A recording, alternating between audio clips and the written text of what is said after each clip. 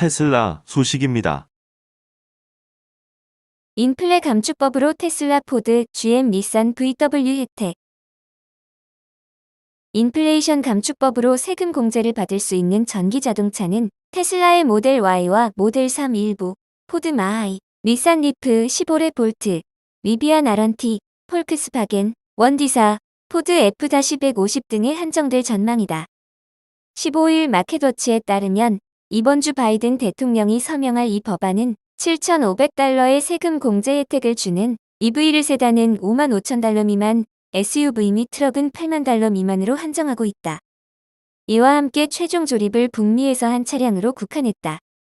테슬라의 경우 올 상반기 미국에서 13만 대 이상 최다 판매 전기차인 모델 Y 대부분과 10만 대 넘게 팔린 모델 3의 기본 사양 차량이 해당된다.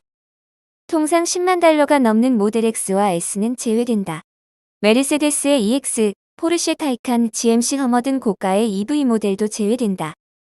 상반기에 13,692대를 팔아 미국 내 EV 판매 5위에 올라간 현대 아이오닉과 12,568대로 6위에 오른 기아 EV6 및 니로와 폴스터 등은 북미외에서 조립되고 있어 혜택을 받지 못한다. 미국 현지에서 조립되는 닛산의 일부 차량과 폴크스바겐 전기차는 세금 공제 혜택을 받는다. 구매자의 소득 제한도 있어서 EV 세액 공제를 받기 위해서는 차량 구매자의 총 가계소득이 $300,000 미만이어야 한다.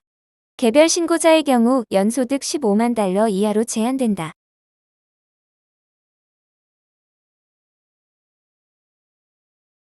애플 소식입니다. 버핏, 기술주 급락하던 2분기에 추가 매수. 주식 투자의 현인이라 불리는 워런 버핏이 기술주가 급락하던 지난 2분기에 애플 지분을 늘린 것으로 나타났다. 반면 통신회사인 버라이존은 거의 2년가량 보유하고 있다가 모두 처분한 것으로 확인됐다. 15일 미국 증권거래위원회에 제출된 서류에 따르면 버핏이 경영하는 투자회사인 버크셔 해서웨이는 지난 2분기 말 기준으로 애플을 8억 9,480만 주 보유하고 있었다. 이는 지난 1분기 말 8억 9,090만 주에 비해 390만 주 늘어난 것이다. 버크셔가 보유한 애플의 지분 가치는 지난 6월 말 기준으로 $1,223억 달러에 달한다. 버크셔는 이외에 지난 2분기 동안 석유회사인 쉐브론과 옥시덴탈 페트롤리엄의 지분을 늘렸고 마이크로소프트가 인수를 진행 중인 게임 회사 액티비전 블리자드도 추가 매수했다. 반면 2020년 3분기에 매수에 보유하고 있던 버라이존은 $7천만 달러에 이르는 전체 지분을 매각했다. 은행주인 US 뱅코프도 일부 팔아 지분이 줄어들었다. 마이크로소프트 소식입니다. 개발자용 클라우드 PC 공개 테스트 시작. 마이크로소프트 플랫폼 개발자에게 제공되는 클라우드 기반 개발 환경 서비스가 공개 테스트 단계에 돌입했다. 15일 미국 지디넷에 따르면 마이크로소프트는 클라우드 기반 개발자 워크스테이션 서비스 마이크로소프트 데브박스 프리뷰를 시작한다고 밝혔다. 마이크로소프트 데브박스는 지난 5월 마이크로소프트 개발자 행사 빌드 2022에서 처음 공개된 서비스다. 애저 클라우드에서 가상머신으로 개발자용 프로그래밍 환경을 이용할 수 있다. 데브박스의 통합 개발 환경, 윈도우용 소프트웨어 개발 도구나 툴 등을 설치할 수 있게 표준화된 가상머신 환경을 제공한다. 개발자는 데브박스로 데스크톱, 모바일 IoT, 웹 등의 애플리케이션을 개발할 수 있다. 클라우드상의 윈도우 개발 환경이므로 데브박스에서 윈도우 서브 시스템으로 리눅스와 안드로이드용 앱도 개발 가능하다. 데브박스 접속은 윈도우뿐 아니라 맥OS, 안드로이드, iOS, 웹 브라우저 등으로 가능하다. 데브박스 사양은 필요에 따라 선택할 수 있다. 최소 4vCPU 16GB 스토리지 사양부터 최대 32vCPU 128GB 스토리지 사양까지 고를 수 있다. 데브박스 프리뷰는 애저 포털에서 이용 가능하다. 8vCPU 32GB 스토리지 크기의 데브박스를 매월 1,015시간 동안 무료로 쓸 수 있다. 무료 사용시간 이후 가상머신 사용량에 따라 비용을 지불하게 된다.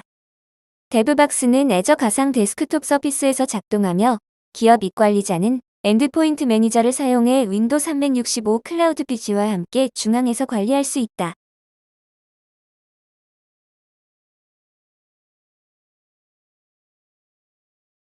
아마존 소식입니다. 정신건강업체 진저와 제휴. 아마존의 직원 헬스케어 서비스 아마존 케어가 디지털 정신건강 서비스 업체 진저와 제휴를 맺었다. 미국 인매체 더버지는 12일 아마존 케어가 진저와 제휴를 맺고 직원에게 정신건강 서비스를 제공한다고 보도했다.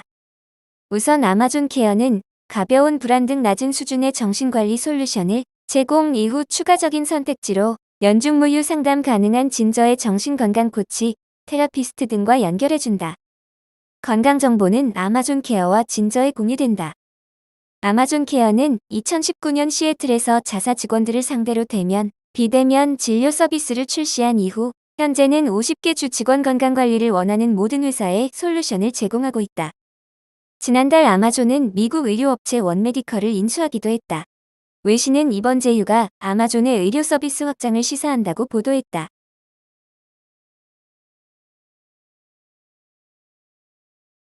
구글 소식입니다. 안드로이드 13 정식 버전 출시. 구글이 안드로이드 13 운영체제 배포를 시작했다. 구글 자체 판매 스마트폰인 픽셀 시리즈부터 안드로이드 13을 이용할 있다. 15일 미국 지디넷에 따르면 구글은 안드로이드 오픈소스 프로젝트에 안드로이드 13을 배포하고 픽셀 스마트폰에 안드로이드 13 업데이트를 실시한다고 밝혔다. 삼성전자, 에이수스, HMD, IQ5, 모토로라, 원플러스, 리얼미, 샤프, 소니, 테크노, 비보, 샤오미 등 안드로이드 스마트폰 제조사는 각자 일정에 따라 안드로이드 13 업데이트를 실시한다. 안드로이드 13은 개인정보, 보안, 우위 등을 개선하는 데 초점을 맞췄다. 사용자 측면에서 가장 눈에 띄는 변화는 서드파티 앱에서 테마별, 매터리얼류 아이콘을 사용하도록 지원하는 것이다. 보안 측면에서 앱이 접근할 수 있는 사진과 비디오를 고를 수 있게 됐다. 클립보드는 민감 정보 유출을 막기 위해 일정 시간 후 자동으로 삭제된다. 앱이 스마트폰 알림을 보내기 전 허가를 요청할 것을 요구한다. 음악 스트리밍 앱에서 360도로 음악을 재생하는 공간 음향을 서비스하도록 공식 지원한다. 특정 앱의 사용 언어를 따로 지정할 수 있다. 구글의 업데이트는 픽셀 3 이후 출시된 기기에 이뤄진다. 하드웨어 제조사의 안드로이드 13 업데이트는 최적화와 검증 때문에 내년부터 본격적으로 이뤄질 것으로 예상된다.